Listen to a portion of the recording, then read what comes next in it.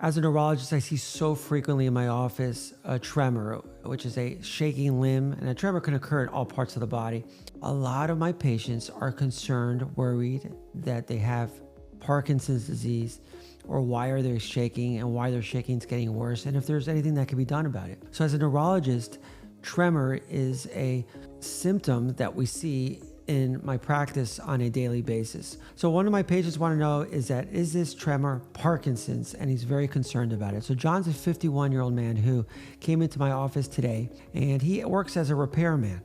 And he works with his hands every single day. He's right-handed, so he's noticed that the tremor or the shaking that he's noticed involves the right more than the left hand. He has noted the tremor at least 10 years, and it has gotten worse over the last 2 years. He does not feel disabled by the tremor, meaning he can still repair and do things. It's just that his coworkers and his spouse has noted that the tremor is worse and asking him whether he has Parkinson's disease or whether he's stressed or anxious or nervous. And every time he sees a tremor, he tries to suppress it. The tremor gets worse and worse and worse. He tells me that he can still work, but he's embarrassed by it, and he's asking if he has Parkinson's. So he's really concerned. So he came to see me based really on his wife bringing him in and a lot of his friends and coworkers telling him that he needs to seek help to see a neurologist. So part of this video is fear that the body is betraying you and that you're aging fast or something seriously happening to you, or you have a condition such as Parkinson's disease. And tremor is so common in my practice. So in this video, I want to explain really what tremor really is, how to tell apart from Parkinson's disease, and how you can understand to manage it through your brain, through your mind, and through your daily habits, and when to seek help, and also if there are medications approaches for you. So what are the 5 pillars of health? Again, we're going to go through those 5 pillars of health, which is number 1, mind and emotional health. We're going to talk about how we focus on the mind, brain health, and emotional health as the foundation and the pillar. Number 2, nutrition and diet. Number 3, sleep. Number 4, exercise. And number 5, physical health, which is longevity and feeling healthy, well, and quality of life. Tremor affects all 5 of these pillars. And today we're going to walk through this case, and we're going to use our science using this framework. So let's learn about tremor and how I approach tremor, and when am I concerned about the tremor, and how I make a diagnosis of certain types of tremor. So when someone comes in with a tremor, I ask a few questions. Plus, I listen to the history. The history is the most important. So does a tremor occur at rest, or does it occur when performing activities with his hands? So this patient himself says it occurs with activity, such as using a screwdriver, brushing his teeth, handwriting he has noticed, or holding a glass or a cup. Does it happen with action or certain postures? Is there a family history? Does alcohol improve or worsen the tremor? And we're going to get into why that's important. So these are the key ways to distinguish already just before you get into the examination, the difference between essential tremor and Parkinson's disease. Now, you want to go through the medications. There's a lot of medications that can produce tremor. Certain SNRIs, which are used for depression, which is venlafaxine, or bupropion, which is Wellbutrin. Venlafaxine is also called Effexor. Lithium, some thyroid medication when it's too high, valproic acid or Depakote. Those are all medications that can produce tremor. So getting into the history is important because a tremor that's called a physiological enhanced tremor can look like an essential tremor. So my differential diagnosis here is this Parkinson's disease? Is this a physiological enhanced tremor? Or is this what we call essential tremor or benign essential tremor disorder? Those are 2 different names for the same condition. So let's localize where in the brain tremor is typically associated with dysfunction, or I don't want to say dysfunction, but some type of network dysfunction or malfunction of the coordination center in the brain called the cerebellum. And there's this pathway or tract called the cerebellar thalamic cortical pathway, which is involved in action tremor, particularly in essential tremor. A Parkinsonian tremor is usually involving the basal ganglia, or we call it the subcortical part of the brain, and that's a completely different system. So what is an important part of this history? Now, rest. So I'm going to tell you what rest is. Rest is when the body is supported and is not activated. And what is action is usually a voluntary contraction. So within action, the tremor can be postural, kinetic, or what we call task specific. So if it's a resting tremor, like a tremor like this, and not shaking like this, but more like a pill rolling. So when the hand's like this at rest and it's pill rolling like this is called a pill rolling tremor. That's typically seen in Parkinson's disease.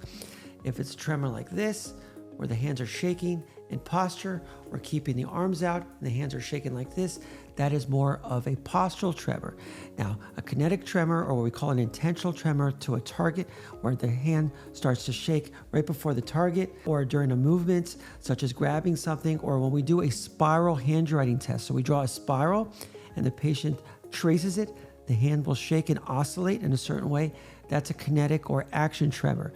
Those tremors are particularly seen in essential tremor disorder. So that's where I'm looking and listening to the patient, examining the patient. This patient is looking more like an essential tremor based on the history and the examination, because the resting tremor is not there and he has no other features consistent with Parkinson's. Now let's talk about the patient. So he has a high frequency tremor, which is we measure in hertz or frequency.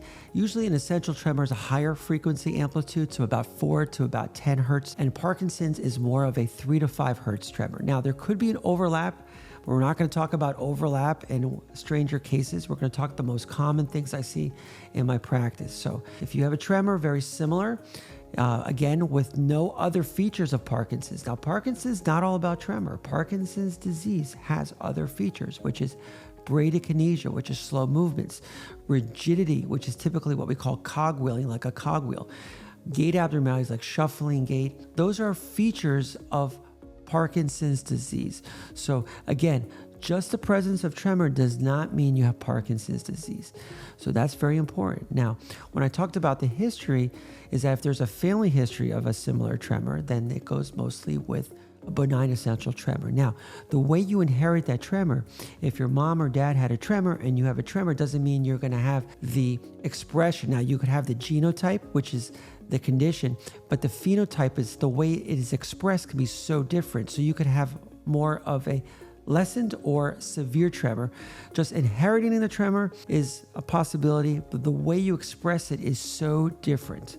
That's a very important. Now, again, also, if your mom and dad had more of a limb tremor or of a head shaking tremor or a voice tremor, that could be inherited. It could be in different parts of the body. For this particular patient, he had a limb tremor and very similar to his mom, who had a very similar tremor, and his siblings. So I already know this is a family or familial tremor. Now, alcohol is a suppressant. For this type of tremor, a little alcohol, I'm not recommending alcohol, but a little alcohol can suppress this tremor, and you get that in the history that alcohol makes it better. Then it also tells you this is more of an essential tremor. Now, the physiological enhanced tremor part, that's more geared towards medication. So again, if they're not on any of these medications, then you don't have to worry about it. Now, I do actually check a TSH level or free T4 level to look for thyroid conditions if a patient presents with a new onset tremor or even with a tremor, depending on also presentation of other endocrine findings consistent with an elevated thyroid disorder or hyperthyroidism. Now, the question I ask the patient and all my patients, and particularly this one, is the tremor disabling? For a dentist who needs to use his hands, or a pilot, or somebody that needs to use their hands, or a surgeon, they need a different disabling score than someone who's repairman. Now, if he needs his hands also to repair things and it's shaking and it's interfering, then medication is an option here. So for this particular patient, he told me that he was not disabled, although he was socially disabled. So again, social disability is still disability. But does he feel that he's embarrassed by it and he can't function? That's the question you ask the patient, and he told me no. So let's go into those pillars. Pillar number 1, emotional and brain health. So stress and anxiety can worsen tremor. It's not the cause. So I tell my patients that if they're getting anxious and they're stressed, that will bring out the tremor. Anything that accelerates the heart rate, it's going to make the tremor worse. So patients who are very anxious and stressed and have that hypersympathetic nervous system, they're going to be shaking more. So they pay attention more to their tremor. So at times when they want to suppress the tremor because they're embarrassed by it, the more you suppress it, the more the brain gets louder and the more of the tremor increases. So allow the tremor. Don't fight it. allow it. Or even tell people up front that you have a tremor, because that actually brings down the social embarrassment to it, because that is part of that feedback loop. Diet and nutrition are important. You're gonna ask, well, how is diet important? Caffeine. Caffeine's a stimulant. Acts on the sympathetic nervous system. If you're drinking too much coffee, the hands can shake. It can bring out the tremor. Having too much sugar can also do that, because you want to calm the neurotransmitters. You want to calm the nervous system down. Remember, so food and nutrition is important in this aspect. Exercise, again, a good exercise, specifically in the morning, calms the sympathetic nervous system down. Over time, regular movements regulate dopamine. They actually help GABA and other calming systems. So movement is the medicine here. So when I counsel my patients, it's not just attacking the tremor and saying you don't have Parkinson's. I already made the diagnosis most likely of essential tremor for this patient. Sleep. Sleep resets the nervous system. Sleep restores the nervous system. Poor sleep leads to increased cortical, or we call brain excitability, and can worsen the tremor. So creating a good sleep hygiene is therapeutic. And the last is physical health, discriminating between Parkinson's disease and essential tremor. For this patient, tremor is a physical symptom. We see it. It's there. But it's not just a symptom. There's more to it.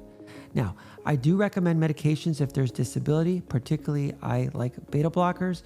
There's certain beta blockers like propranolol that are long-acting, as long as you don't have a history of asthma and bradycardia, which is a slow heart rate. If you have high blood pressure, then a beta blocker can use for lowering the blood pressure as well as helping the tremor. You can talk to your doctor about that. There are old barbiturates, which are suppressants such as primidone or mycilline. And then for more severe cases where the hands are really shaking or tremors that are out of control, there are off-label medications, but we have now moved to more of interventional treatments. Those interventional treatments include deep brain stimulation, which is a surgical option, which we're going to have a whole lecture or video about. And the other is MRI-guided focus ultrasound. Actually, you target the area of the brain called the thalamus through ultrasound, and that targets it, and that can limit it. There are studies that show that the tremor can be reduced by ultrasound guided through MRI. Again, that's a newer treatment. Typically, a neurosurgeon that is experienced in this is the person that you will need to see. So this patient walked in. He was afraid that he had Parkinson's disease.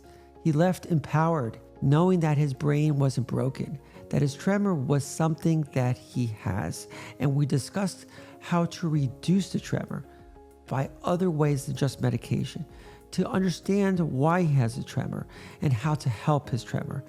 So this is what the healthy mind's all about, is understanding the brain. It's training the mind, creating lifestyles that calms the nervous system rather than aggravating it. You are not your symptoms. You are not your fear.